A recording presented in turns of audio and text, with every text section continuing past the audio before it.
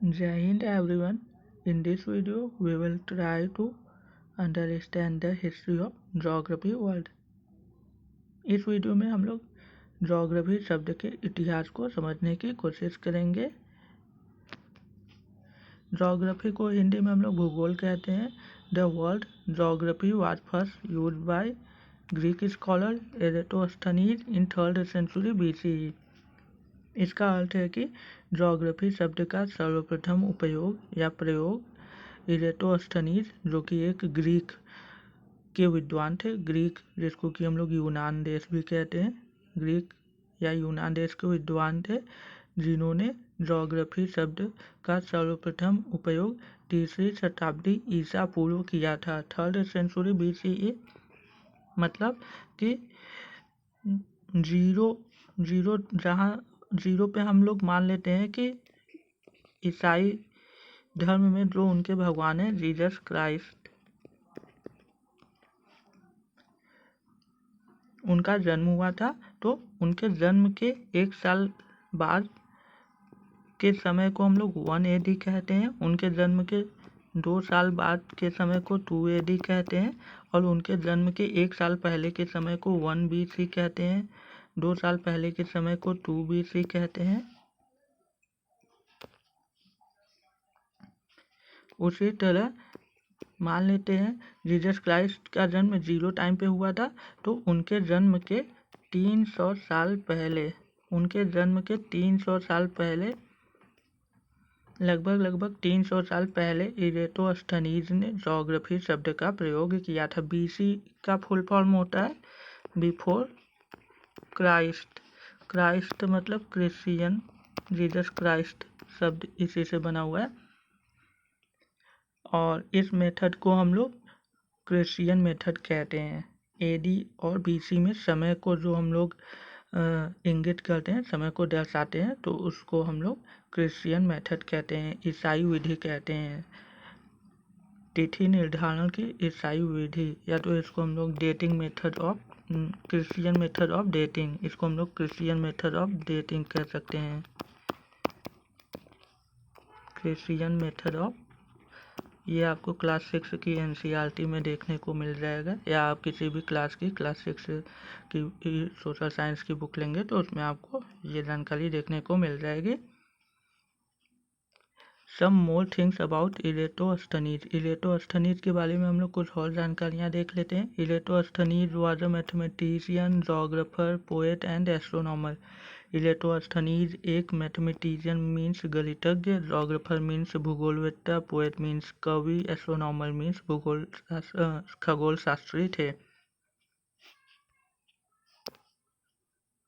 He did the working of measuring the diameter of the earth. उन्होंने पृथ्वी के व्यास को मापने की क्रिया की थी, मतलब उन्होंने पृथ्वी के व्यास को मापने की कोशिश की थी, जिसमें वह लगभग सफल भी हुए थे। हम लोगों की पृथ्वी एक जियोइड शेप में है, तो उसका एक सेंटर है, तो उन्होंने इस सेंटर से लेके होते हुए एक सीधी लाइन जो कि एक छोर से होते हुए दूसरे छोर तक जाती है, उसकी लंबाई की गणना करने की कोशिश की थी, जिसमें वो सफल भी हुए थे। तो यहाँ से लेके यहाँ तक का जो डिस्टेंस होता है उसी को हम लोग परिधि कहते हैं, उसी को हम लोग व्यास कहते हैं, जिसको इंग्लिश में हम लोग डायमीटर कहते हैं। डायमीटर त्रिज्या का दोगुना होता है, तो D बराबर 2R। ये आप लोग किसी भी कक्षा की गणित की पुस्तक में क्लास 5 के बाद आप देख सकते हैं, यह फार्मूला आपको मिल जाएगा, व्यास बराबर 2 गुणे त्रिज्या, D = 2R। He created a system of longitude and latitude. उन्होंने एक सिस्टम बनाया, सिस्टम मीन्स प्रणाली या विधि बनाई, जिसमें लॉन्गिट्यूड को हम लोग देशांतर बोलते हैं, लैटिट्यूड को अक्षांश बोलते हैं। उन्होंने एक ऐसी प्रणाली बनाई जिसमें कि देशांतर रेखाएं और अक्षांश रेखाएं थी। तो आप इसको ऐसे समझ सकते हैं, मान लीजिए ये हम लोग की अर्थ है, तो अर्थ के बीचों बीच जो लाइन जाती है उसको हम लोग इक्वेटर कहते हैं, जिसको हिंदी में भूमध्य रेखा या विषुवत रेखा भी कहते हैं, या 0 डिग्री उसको हम लोग कहते हैं, या 0 डिग्री नॉर्थ साउथ भी कहते हैं। तो ये 0 डिग्री हम लोगों की इक्वेटर है, 0 डिग्री नॉर्थ साउथ। तो इसी के पैरेलल ऊपर जाती हुई लाइनें और इसी के पैरेलल नीचे साउथ पोल में जाती हुई लाइनों को हम लोग लैटिट्यूड कहते हैं, जिसको कि हिंदी में हम लोग अक्षांशीय रेखाएं कहते हैं। और यहाँ पे इधर ही एक जगह है जिसका कि नाम है ग्रीनविच, जो कि लंदन यूके में है। यहाँ से होते हुए नॉर्थ पोल से होते हुए साउथ पोल तक कुछ रेखाएं गई हुई हैं, कुछ इस प्रकार, जिनको कि हम लोग लॉन्गिट्यूड्स कहते हैं, जिनको हिंदी में हम लोग देशांतर रेखाएं कहते हैं। अक्षांश रेखाओं और देशांतर रेखाओं की स्थिति से ही हम लोग पृथ्वी पर किसी स्थान, किसी जगह के सटीक जानकारी को हासिल कर सकते हैं। मतलब कोई जगह, कोई स्थान पृथ्वी पर किस जगह पर कहाँ पर है, यह हम लोग देशांतर और अक्षांशीय रेखाओं के सहायता से प्राप्त कर सकते हैं। देशांतर रेखाएं मुख्यतः समय को भी बताती हैं। देशांतर रेखाओं की सहायता से हम लोग पृथ्वी पर कहाँ पर कितना समय हो रहा है इसको भी ज्ञात करते हैं। तो देशांतर रेखाओं और अक्षांशीय रेखाओं की जो परिकल्पना थी, मतलब जो विधि थी, वह किसने दिया था? वह भी इरेटोस्थनीज ने दिया था। इन्होंने ज्योग्राफी शब्द को भी सर्वप्रथम दिया था। यह एक महान वैज्ञानिक, मतलब आप समझ सकते हैं भूगोलवेत्ता, गणितज्ञ, तो आप वैज्ञानिक भी कह सकते हैं, जिन्होंने भूगोल शास्त्र की स्थापना करी थी। He also made a map of the known world। और उस समय जितने भी आविष्कार हुए थे उस समय के हिसाब से इन्होंने पृथ्वी पर जो मानचित्र हुआ करता था भौगोलिक दृष्टि से, उसका एक सटीक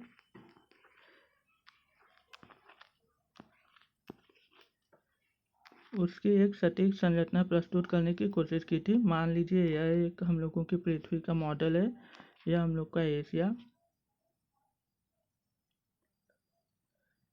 और इधर आप उसके नीचे थोड़ा मान लीजिए ऑस्ट्रेलिया, ये यूरोप, यहाँ पे आप अरेबियन पेनिनसुला भी मान सकते हैं, यहीं पे पास में north America, south America, Antarctic, Arctic, और ये सभी ओशंस हैं। मेरी ड्राइंग उतनी अच्छी नहीं है तो आप इसको इग्नोर कीजिए।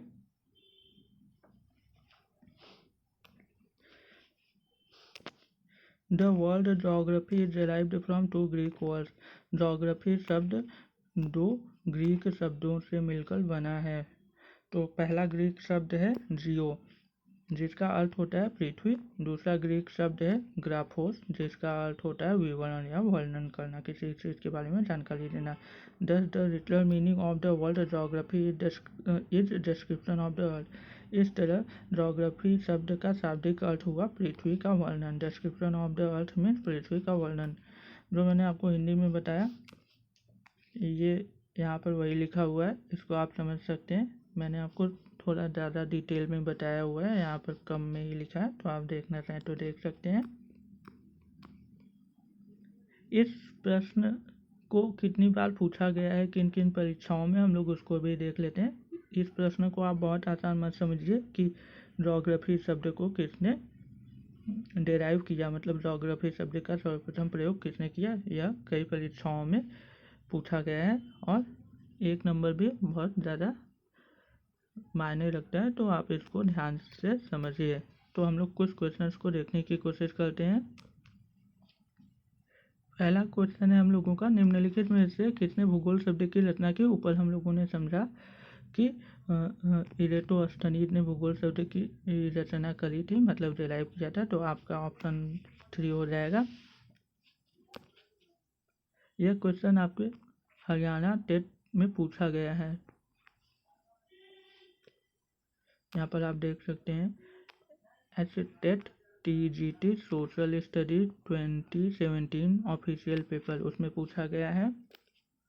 तो थोड़ी सी जानकारी से आप इस प्रश्न का उत्तर दे सकते हैं। दैट मीन्स ये टीचरों के लिए एक परीक्षा होती है। तो इरेटोस्थनीज, यहाँ पर आप देख सकते हैं। नेक्स्ट क्वेश्चन है, भूगोल शब्द किसने गढ़ा, ये भी पूछा गया है। ये यूके SSC में, उत्तराखंड के SSC स्टेनोग्राफर पेपर में पूछा गया है, जो कि 2021 में पूछा गया है या 2017 में पूछा गया है। तो आपको तो आंसर पता ही है, इसका आंसर इरेटोस्थनीज है। उसी क्वेश्चन को हम लोग इंग्लिश में देख लेते हैं।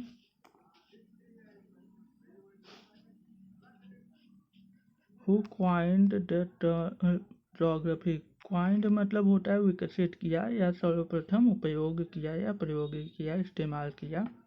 तो ज्योग्राफी शब्द का सर्वप्रथम किसने प्रयोग किया था, इरेटोस्थनीज। ये UK SSC stenographer previous year paper 2021 का ही है, जो कि ऊपर हिंदी में था क्वेश्चन, वो इंग्लिश में। तो इसका आंसर आपको पता ही है, इरेटोस्थनीज है। यहाँ पर देखिए, ये क्वेश्चन है, एक पैसेज के फॉर्म में है। तो यह प्रश्न UGC net geography official paper second held on 5 January 2022 shift 1।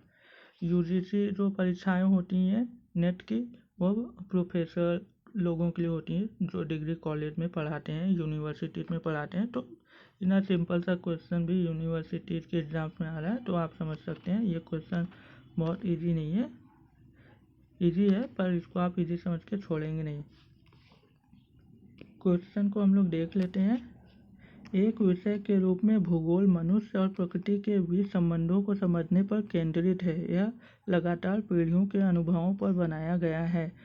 जैसे हम लोग धीरे धीरे प्रकृति के बारे में, पृथ्वी के बारे में अपनी जानकारी को बढ़ा रहे हैं, तो भूगोल में जो जानकारियाँ हम लोगों की प्राप्त हो रही हैं और बढ़ रही हैं, वो सब किस में ऐड हो रही हैं, किस में जा रही हैं, भूगोल विषय में। तो यह बात सत्य है कि भूगोल विषय मनुष्य और प्रकृति के बीच के संबंधों को समझने पर केंद्रित है, और यह लगातार पीढ़ियों के अनुभवों पर बनाया गया है और बनाया जा रहा है अभी भी। जब तक मानव रहेगा तब तक भूगोल बनता रहेगा, क्योंकि प्रकृति तो हर समय बदलती रहती है, तो इस तरह भूगोल में बदलाव होता रहता है। भूगोल का इतिहास मूल रूप से मानव विकास के लिए प्रकृति द्वारा प्रदान की जाने वाली संभावनाओं और सीमाओं के बारे में मानव चेतना के विकास से संबंधित है। मतलब प्रकृति हम लोगों को क्या दे रही है और हम लोग प्रकृति की सीमाओं के बारे में क्या क्या जान पा रहे हैं, मानव अपनी सीमाओं में रहते हुए प्रकृति के बारे में क्या क्या जान पा रहा है, यह सब हम लोग भूगोल में सीख रहे हैं। भूगोल शब्द का प्रयोग सर्वप्रथम यूनानी विद्वान एराटोस्थनीज ने 3री शताब्दी में किया। 3री शताब्दी ईसा पूर्व, यहाँ पर नहीं लिखा हुआ है, ईसा पूर्व मतलब BC, आप BC बना सकते हैं।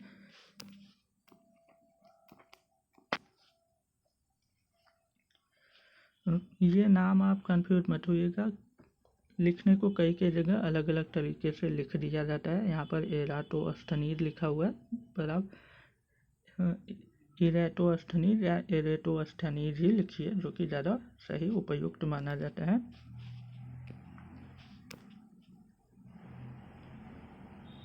भूगोल शब्द का प्रयोग सर्वप्रथम यूनानी विद्वान एराटोस्थनीज ने 3री शताब्दी में किया, ईसा पूर्व, आप BC ऐड कर लेंगे। हार्टशोर्न ने कहा कि भूगोल प्रौद्योगिकी में प्रगति के आधार पर ऊपर और नीचे पृथ्वी की सतह का तर्कसंगत विवरण प्रदान करता है। यह एक ज्योग्राफर हैं हार्टशोर्न। इन्होंने कहा है कि भूगोल के क्षेत्र में जो विकास हो रहा है, जो टेक्नोलॉजी, नई नई थियरीज आ रही हैं, नई नई जानकारियाँ आ रही हैं, उसके आधार पर हम लोग पृथ्वी के सतह के ऊपर और पृथ्वी के सतह के नीचे के बारे में हम लोग जानकारियाँ इकट्ठा कर रहे हैं और कर सकते हैं। मनुष्य का अध्ययन मानविकी का क्षेत्र है। मनुष्य जैसे हम लोग इसमें पृथ्वी पर रहने वाले जीव जंतुओं के बारे में भी भूगोल में ही अध्ययन करते हैं, तो उसको हम लोग एक अलग सब्जेक्ट में अध्ययन कर सकते हैं, उसको समझ सकते हैं, जिससे कि भूगोल को समझने में आसानी हो, भूगोल ज़्यादा जटिल ना हो जाए कि हम लोग इसमें मानव के विषय में भी समझ रहे हैं और पृथ्वी की संरचनाओं के विषय में भी। मानव की मतलब मानव से संबंधित, जबकि विज्ञान प्रकृति के अध्ययन पर केंद्रित है, और जो विज्ञान होता है वह प्रकृति में कौन सी घटनाएं कैसे हो रही हैं, क्या बदलाव हो रहे हैं इस पर केंद्रित होती हैं।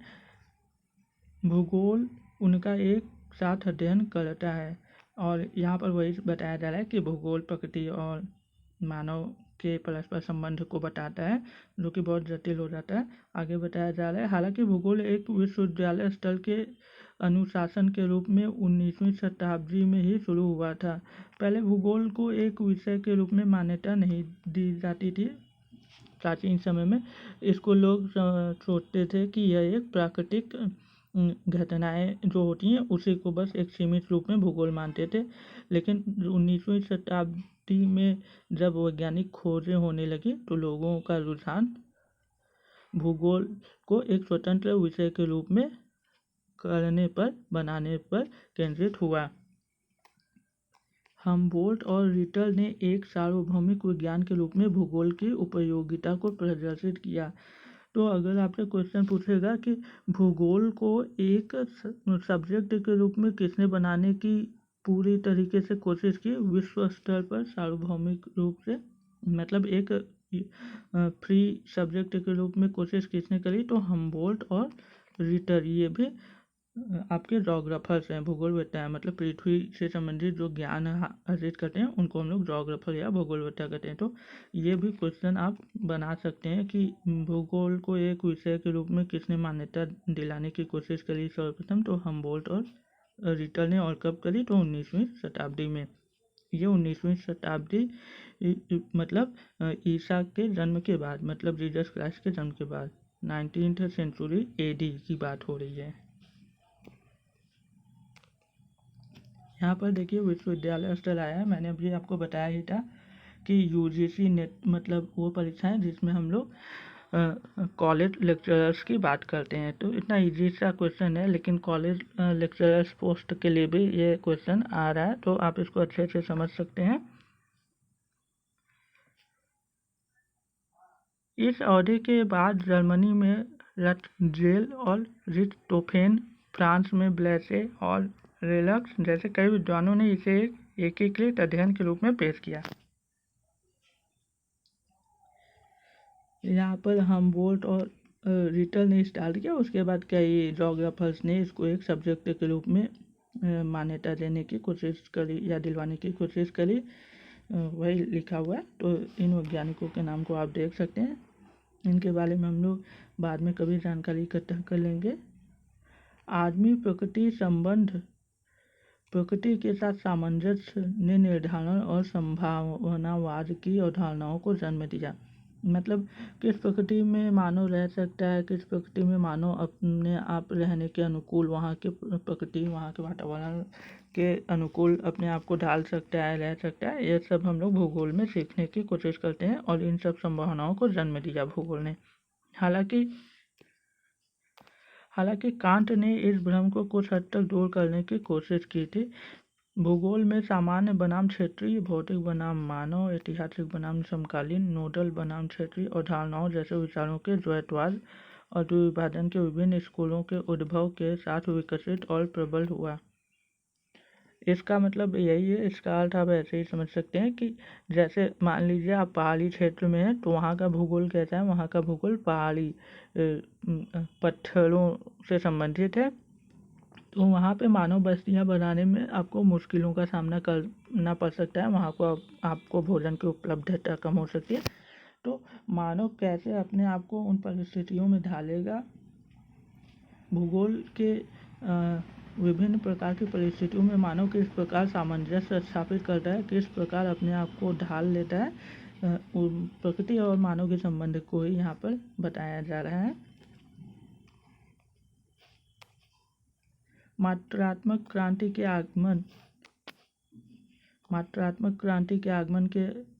आगमन ने अनुशासन में और विविधता ला दी। आदर्श भूगोल में प्रणाली, दृष्टिकोण और मॉडल आधुनिक भौगोलिक विचार के महत्वपूर्ण पहलू बन गए। धीरे धीरे जब वैज्ञानिक खोजें हुई तो भूगोल को एक विषय के रूप में मान्यता जब मिली, तो भूगोल को एक व्यवस्थित विषय के रूप में पढ़ा और समझा जाने लगा, उसका अध्ययन किया जाने लगा। ये नहीं कि बिना किसी पैमाने के भूगोल को अध्ययन कर रहे हैं। भूगोल मतलब पृथ्वी का अध्ययन है, पृथ्वी पर रहने वाले निवासियों का अध्ययन है, तो मतलब एक सही और सटीक पैमाना मानते हुए पृथ्वी का अध्ययन करने लगे। जैसे मान लेते हैं ये हम लोगों की पृथ्वी है, तो उसके बीचों बीच जो रेखा जा रही है उसको हम लोग विषुवत रेखा या भूमध्य रेखा कहते हैं। उसके थोड़े ऊपर 23.5 डिग्री, इसको कि 23.5 डिग्री या 23.5 डिग्री भी हम लोग कहते हैं। 23.5 डिग्री नॉर्थ, ऊपर नॉर्थ है तो नॉर्थ पोल।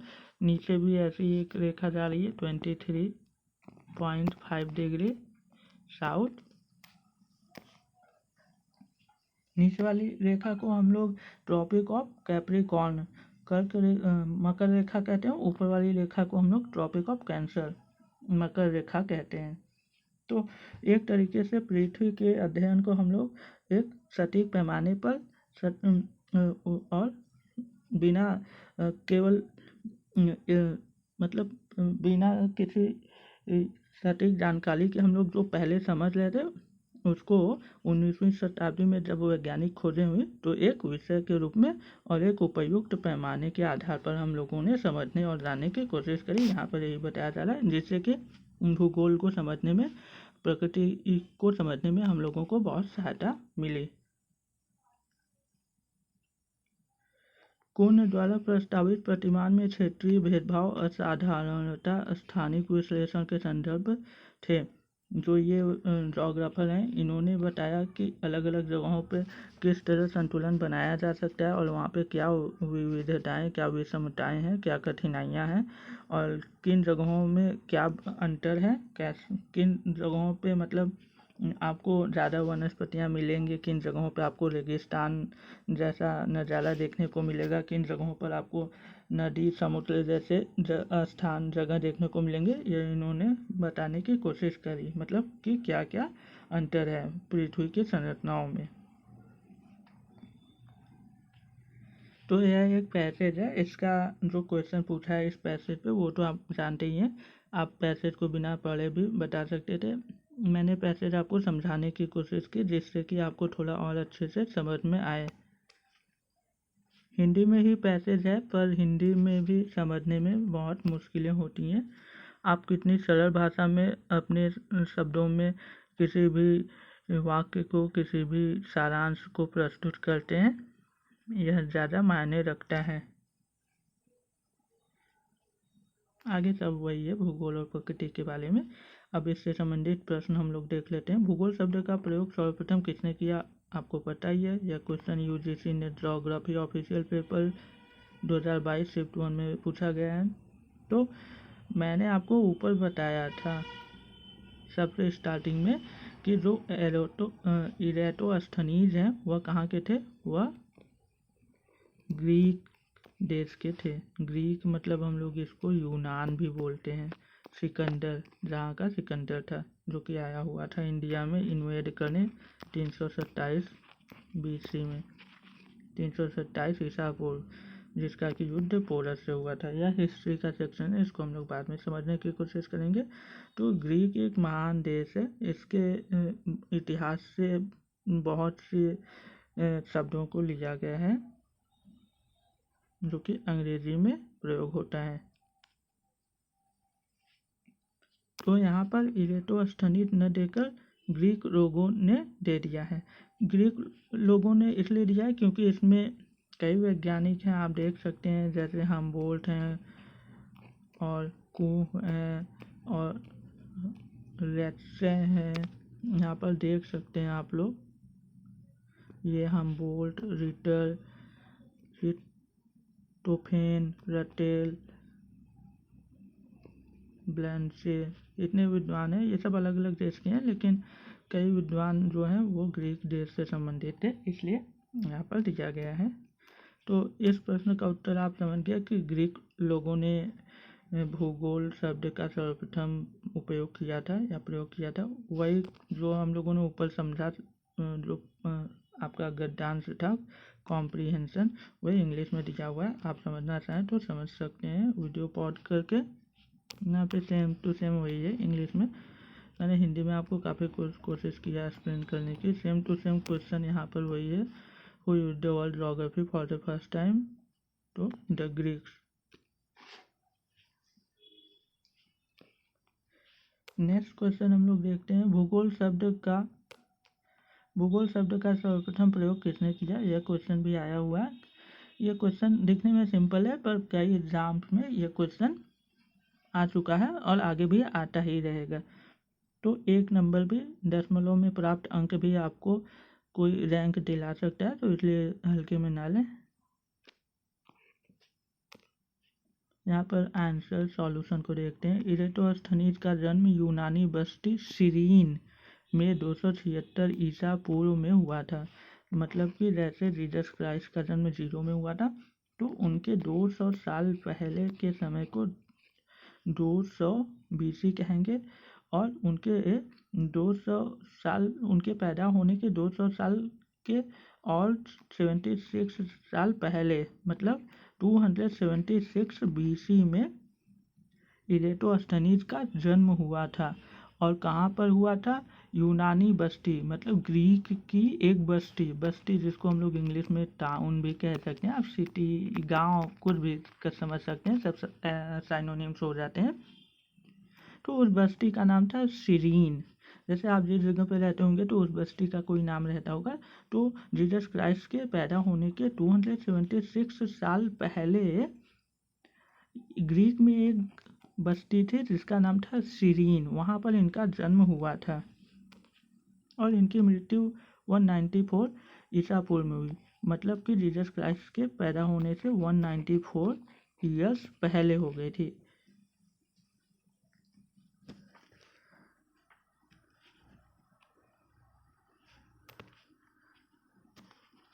इरेटोस्थनीज लंबे समय तक सिकंदरिया म्यूजियम के अध्यक्ष पद पर कार्यरत रहे। तो ये बहुत ही महान विद्वान थे, इसलिए इनको एक ऐसे पद पर प्रेसिडेंट, अध्यक्ष के रूप में नियुक्त किया गया था। इनको वहाँ का पद दिया गया था जो कि उस समय जो शिक्षा के क्षेत्र में सर्वश्रेष्ठ, मतलब सबसे बड़ा पद माना जाता था, वह इनको मिला था क्योंकि यह एक बहुत बड़े विद्वान थे। तो उस जगह का नाम था सिकंदरिया म्यूजियम, वहाँ के ये अध्यक्ष थे। तो यह उस समय शिक्षा के क्षेत्र में सबसे बड़ा पद माना जाता था। यहाँ पर लिखा भी हुआ है, आप देख सकते हैं। इसे तो जो उस समय में शिक्षा का सर्वश्रेष्ठ पद माना जाता था। इरेटोस्थनीज ने सर्वप्रथम ज्योग्राफी शब्द का प्रयोग अपनी पुस्तक ज्योग्राफिका के लिए किया था। यह भी क्वेश्चन कई बार पूछ चुका है कि इनकी पुस्तक का नाम क्या था। तो इनकी पुस्तक का नाम ज्योग्राफिका था, इसलिए आप इसको भी देख सकते हैं। इसलिए हम कह सकते हैं कि जियोग्राफी शब्द का सर्वप्रथम प्रयोग का श्रेय इरेटोस्थनीज को जाता है। कई लोग जियोग्राफी बोलते हैं, कई लोग अलग अलग तरीके से बोलते हैं, पर जो सही है अभी मैं आपको बता देता हूँ लास्ट में। Who first use the term geography, यहाँ पर वही है जो ऊपर हिंदी में था, उसी को मैंने इंग्लिश में कन्वर्ट करके लिख दिया है। आप चाहे तो पढ़ सकते हैं, देख सकते हैं, कॉपी कर सकते हैं।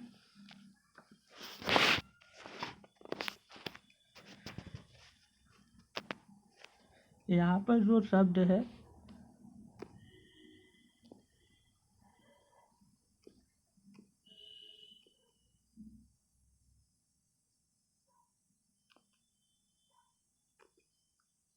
यहाँ पर जो शब्द है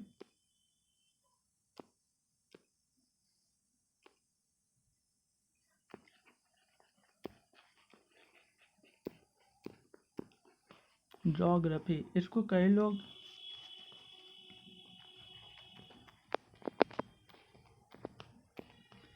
जियोग्राफी भी बोलते हैं। इसको आप जल्दी बोलेंगे तो आपका आएगा जियोग्राफी। इसको जियोग्राफी बोल सकते हैं, लेकिन जियोग्राफी उतना सही नहीं है। इसको आप ज्योग्राफी बोल सकते हैं या जियोग्राफी, जो कि यहाँ पे लिखा हुआ है पहले आप थोड़ा सा बोलिए जियोग्राफी, आप ऐसे बोलेंगे तो ये ज़्यादा सही है। इसको हम लोग जियोग्राफी या ज्योग्राफी बोलते हैं।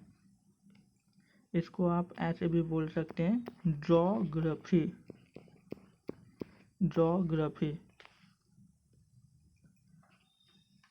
इसको कई लोग जियोग्राफी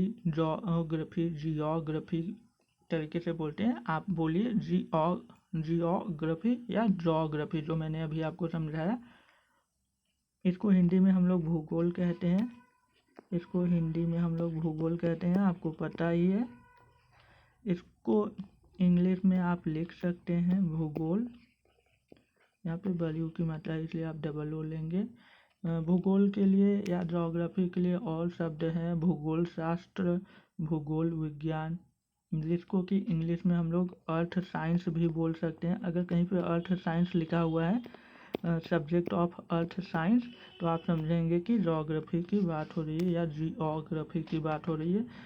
इसको हम लोग जियोलॉजी भी बोलते हैं। जियो मीन्स पृथ्वी, इसको मिला के बोल रहे हैं तो जियोलॉजी। इसको लॉजी की जगह आप लॉजी बोलेंगे ज़्यादा सही लगेगा, जियोलॉजी, क्योंकि लॉजी मीन्स होता है ज्ञान। इसको आप शाब्दिक अर्थ से इसका प्रोनाउंसिएशन जब आप देखेंगे तो लॉजी आता है, जियोलॉजी। जियोलॉजी नहीं, जियोलॉजी आता है। तो जियो मीन्स पृथ्वी, लॉजी मीन्स ज्ञान, तो पृथ्वी से संबंधित ज्ञान, इसलिए ज्योग्राफी या जियोग्राफी को हम लोग जियोलॉजी भी बोलते हैं। अर्थ साइंस, अर्थ मीन्स पृथ्वी, साइंस मीन्स विज्ञान, पृथ्वी से संबंधित ज्ञान या विज्ञान। इसको हम लोग जियो पॉलिटिक्स भी बोलते हैं। Geopolitics, geopolitics means पृथ्वी से संबंधित जो संरचनाएं हैं, जो पृथ्वी पर जीव जंतु हैं, उनके बारे में जो हम लोग ज्ञान अध्ययन करते हैं उसको हम लोग जियो पॉलिटिक्स में पढ़ते हैं। ज्योग्राफी के लिए आप और शब्द भी प्रयोग कर सकते हैं, जैसे टोपोग्राफी,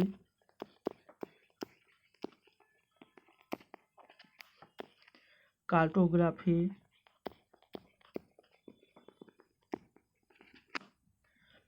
फिजियोग्राफी,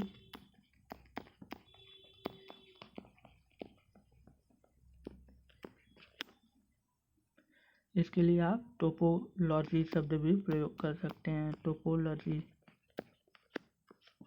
तो यह सभी शब्द आप ज्योग्राफी या जियोग्राफी के लिए प्रयोग कर सकते हैं। आप ज्योग्राफी बोलिए या जियोग्राफी, ये ज़्यादा सही है।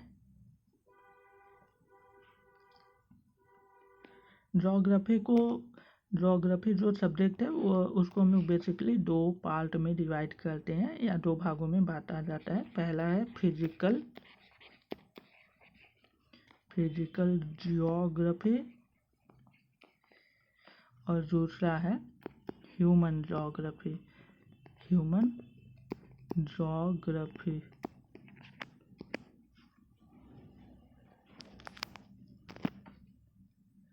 अगर कोई आपसे पूछे कि व्हाट इज ज्योग्राफी, इसकी आप डेफिनेशन दीजिए, तो आप इसको बोल सकते हैं the study of the lands, features, inhabitant and phenomena of earth. इसको मैं इंग्लिश में भी लिख देता हूँ, इट्स कॉल्ड ज्योग्राफी।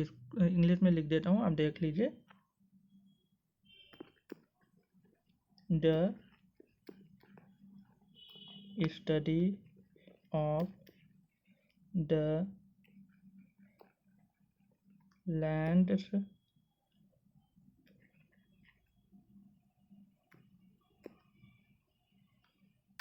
जहाँ तक हो गया था उसके बाद आप देख लीजिए। लैंड्स के बाद हो गया था, उसके आगे का है फीचर्स, इनहेबिटेंट्स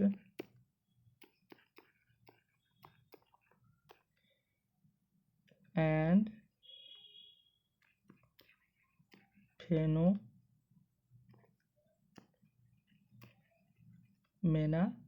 ऑफ अर्थ। तो आप ज्योग्राफी की डेफिनेशन दे सकते हैं the study of the lands, features, inhabitants and phenomena of the अर्थ। मतलब पृथ्वी पर जो संरचनाएं हैं, पृथ्वी पर जो विविधताएं हैं और यहाँ पर रहने वाले निवासियों, जिसमें जानवर, मनुष्य सब आ जाते हैं, और यहाँ पृथ्वी पर जो घटित होने वाली घटनाएं हैं उनका अध्ययन ही क्या कहलाता है, जियोग्राफी या ज्योग्राफी कहलाता है।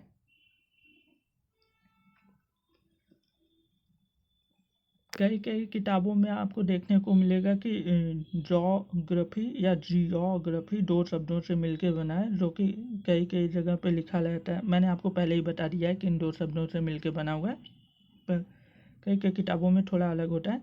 सब किताबों में तो जियो सेम रहता है, हर एक किताब में आपको देखने को मिलेगा कि ज्योग्राफी या जियोग्राफी में जियो शब्द सेम है। उसके बाद जो ग्राफी या ग्राफी शब्द आ जाता है उसमें अलग अलग किताबों में अलग अलग बताया गया है। आप इसको ऐसे समझ सकते हैं, कई किताब में बताया जाता है कि ग्राफी का अर्थ होता है टू राइट।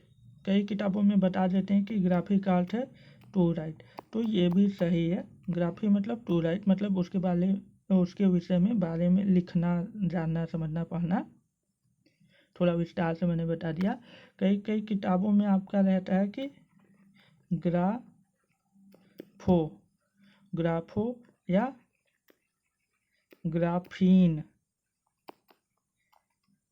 या ग्राफी, ये 3 शब्द ही आपको अलग अलग जगह पे देखने को मिलेंगे।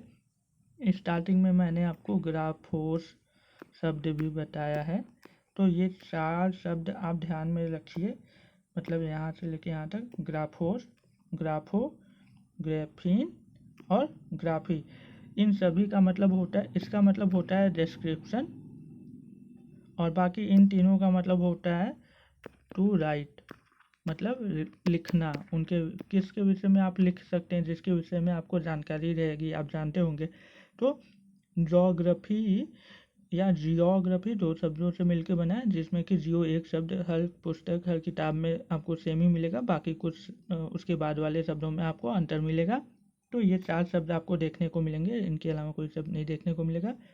सबका अर्थ मैंने बता दिया। ग्राफोस का मतलब होता है डिस्क्रिप्शन, विवरण। बाकी इन 3 शब्दों का मतलब होता है टू राइट, मतलब लिखना। तो जिनके विषय में आपको जानकारी रहेगी आप उन्हीं के विषय में लिख सकेंगे। तो जियोग्राफी मतलब ज्योग्राफी या जियोग्राफी मतलब पृथ्वी का अध्ययन, पृथ्वी से संबंधित जो अध्ययन है उसी को हम लोग जियोग्राफी या ज्योग्राफी में समझते हैं, जानने की कोशिश करते हैं।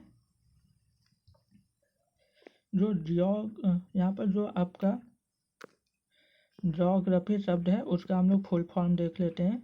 जियो, पहले हम लोग देख लेते हैं। जियो मतलब पृथ्वी, भूमि। तो जियो में जो जी है उसका फुल फॉर्म आप लिख सकते हैं जियोग्राफिकल।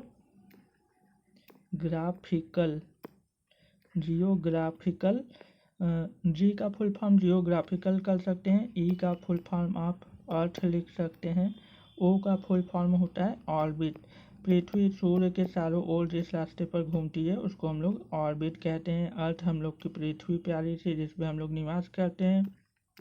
ज्योग्राफिकल मतलब होता है कि पृथ्वी से संबंधित। उसके बाद के जो शब्द हैं यहाँ पर जियो हो गया, उसके बाद जो दूसरा शब्द इसमें है वो है ग्राफी। तो उसके बाद ये वाला जी आपको बताता है ग्लोबल। ग्लोबल मतलब वैश्विक स्तर पर, मतलब पूरे पृथ्वी से संबंधित। आर मतलब होता है रिवर्स। ए मीन्स रिवर्स, ए मीन्स ए ही होता है। पी मीन्स होता है प्लेट्यूज या प्लेट्यू आप कह सकते हैं केवल, जिनको हिंदी में हम लोग पठार कहते हैं। रिवर्स नदियाँ, ग्लोबल वैश्विक स्तर या विश्व का। और एच मीन्स आप समझ सकते हैं दुनिया का सबसे ऊंचा माउंटेन हिमालय। वाई मीन्स आपका जो लास्ट वाला शब्द है वाई, इससे हम लोग यरमाउथ बनाते हैं। यह एक जगह है, इसके बारे में आप गूगल कर सकते हैं या यूट्यूब पे सर्च कर सकते हैं। तो आई होप आपको यह वीडियो अच्छी लगी होगी और आपने ज्योग्राफी शब्द के इतिहास से संबंधित या इतिहास के बारे में काफ़ी कुछ जानने को आपको मिला होगा। अगर आपको वीडियो अच्छी लगी हो तो आप वीडियो को लाइक कर सकते हैं। यहाँ पर आप देख सकते हैं, यह एक प्रश्न है। प्राचीन व्यवस्थित भूगोल यानी क्रमबद्ध भूगोल का पिता किसे कहते हैं? आपको पता है इरेटोस्थनीज। या तो आप ऐसे लिखिए इरेटोस्थनीज हिंदी में, या तो जैसे मैंने लिखा है इरेटोस्थनीज।